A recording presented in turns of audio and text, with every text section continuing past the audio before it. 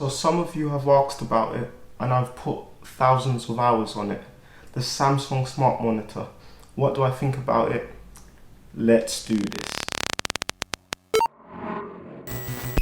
So I've used the Samsung Smart Monitor for about 9 months now, mostly to play video games, but I've also used many streaming services on it like Netflix, Disney Plus and Amazon Prime, and of course YouTube. But before we get into all the tech specs and stuff, let's answer a few questions. So first and foremost, when compared to my knowledge on gaming, my knowledge on TVs and monitors is a bit limited, and I do feel like a bit of a fraud talking about it, but I will do my best. So the first question, why a monitor instead of a TV? Well, that's an easy one to answer, honestly. I simply like to be as close to the action as possible, especially when I'm a goal down in FIFA or the pressure is on in Call of Duty. And the fact is, monitors are designed to have us sit closer to them than TVs. Not that I'd sit any further away if I did have a TV instead of a monitor. But that's not all. Monitors also have several advantages over TVs. Not all of them are featured on this monitor here, but I will cover all of them in this video. Or at least most of them, anyway. Well, at least the ones most important to us, the gamers. So these can be categorized into 4 sections: resolution, refresh rate, response time / input lag, and color reproduction, all of which are truly important to us gamers. So first up, resolution. And simply put, you get a wider range of resolutions on monitors than you do on TVs. TVs tend to have 3 mainstream resolutions: 1080p, 4K and 8K. Okay, maybe just 2 mainstream resolutions, but monitors have more, much more. Now let's talk refresh rate. So most TVs run at 60 Hz, some TVs even run at 120 Hz, but within the monitor space, especially gaming monitors, a lot of monitors run at 144 Hz, and some even run at 240 Hz. Closely linked to refresh rates is input lag, and simply put, monitors have a much better input lag than most TVs. And that's because most TVs process the images before they are shown to you, which delays the refresh of each frame, and this is done to make the images much more clearer and smoother. Most monitors and the old CRT TVs don't do this. Monitors just assume that the graphics processing is being handled by the input source, a PC, or in our case, our gaming consoles. Now, I'm not going to say that monitors have better picture quality than TVs. That's simply just not true. But what is true is that most monitors have better color reproduction than most TVs. And in our case, this means that what we're seeing on screen is a lot truer to the artist's intent. And this is even more true if you get a HDR monitor. The colors are just more accurate on HDR monitors than lower end TVs, for example. With all that being said, I would still love to get myself an LG C1. So yeah, go figure. I'd be interested to know what you lot are gaming on. Is it a TV, a monitor, or even both? So, why did I decide to go with a normal monitor instead of a gaming one? Or more specifically, why did I decide to go with this monitor over everything else? More on that later, but now let's look at the tech specs of this monitor. So the monitor I have is a 32-inch 4K 16:9 VA panel HDR10 monitor with 250 nits of brightness with an 8 millisecond response time and built-in speakers which are adequate. Now 250 nits might not sound like a lot, but I've had no issues using this monitor during the day, but I do play most of my games at night with the curtains drawn. And yeah, 8 milliseconds is definitely not world class, but it is manageable. And honestly, I've had no issues dominating on Call of Duty. Well, sometimes. There's no FreeSync or G-Sync here, and refresh rate is capped at 60, so adaptive sync wouldn't really make much of a difference here at all. So the monitor runs Tizen OS, and that's great. It allows me to be able to have access to a wide range of apps, just like it would be on a smart TV. And one really cool bonus is that this monitor comes with a remote. there is a bunch of I/O ports, but here's a list of the specs. Please pause where you feel the need to.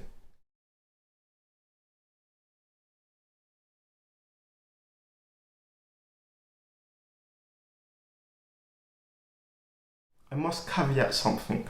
I do have the monitor sat on a monitor stand that I got from Amazon to make it sit higher than it normally would by itself.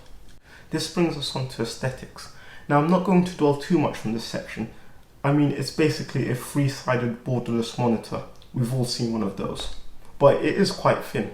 The Samsung logo is quite muted and understated, which helps it fade into the background, which is a definite plus for immersion. I do feel like the stand does add a bit of class to the monitor, but the glass on the base does scratch quite easily. So now let's talk UI. And as I mentioned before, this monitor runs Tizen OS, which gives it access to streaming apps like Netflix, YouTube and Disney+. Overall, the UI is really good, and it's a lot better than you get on most monitors, and almost as good as what you get on most TVs. It's super responsive and the apps do load really quick.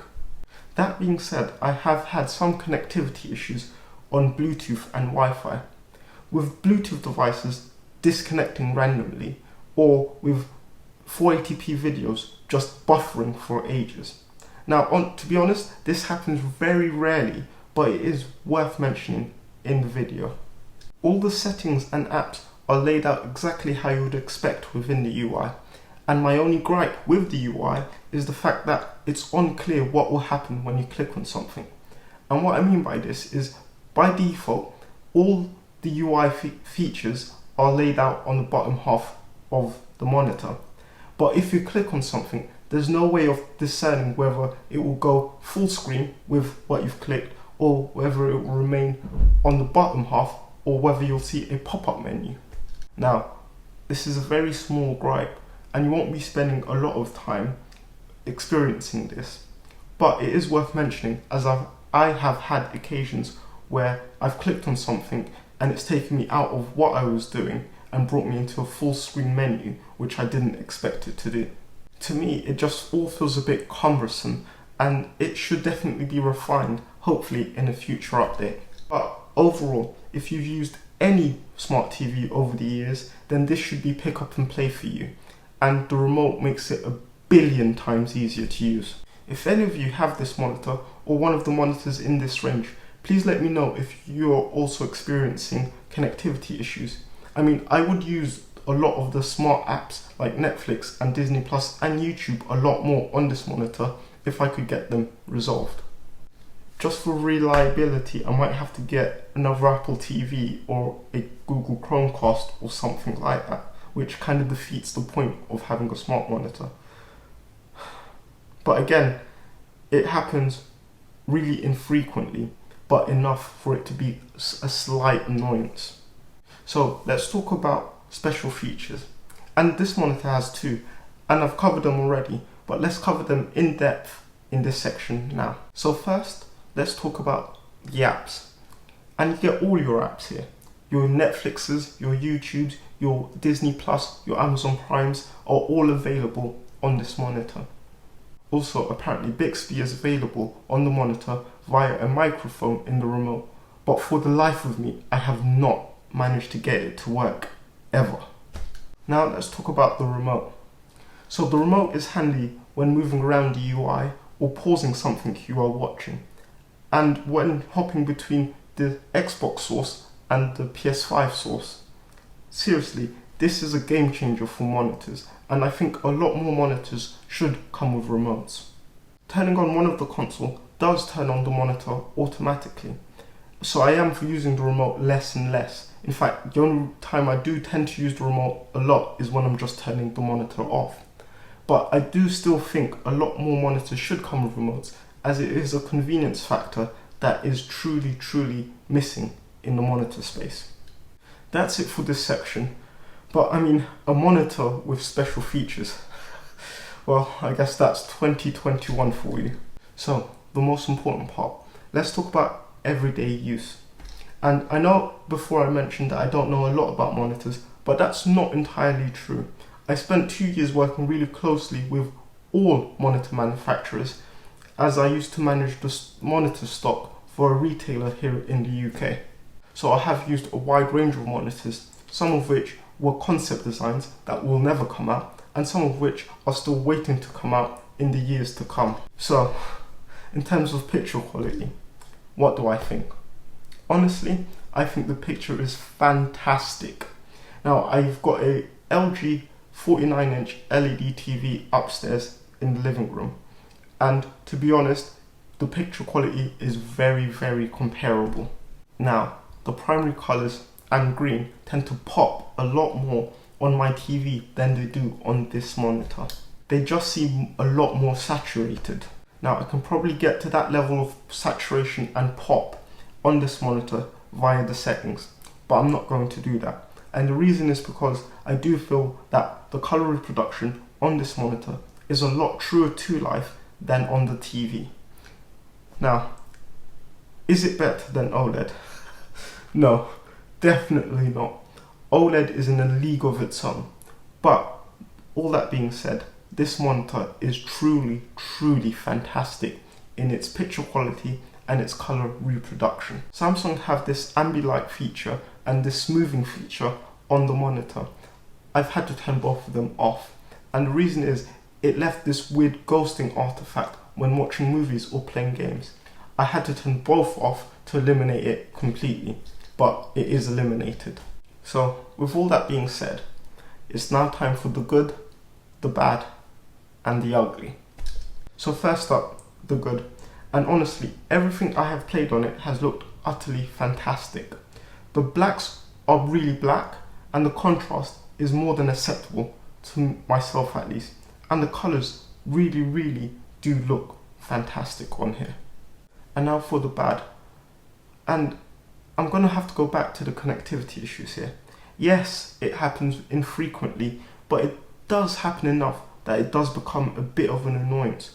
And I don't understand why. I have reset and disconnected, and yet it still continues to happen.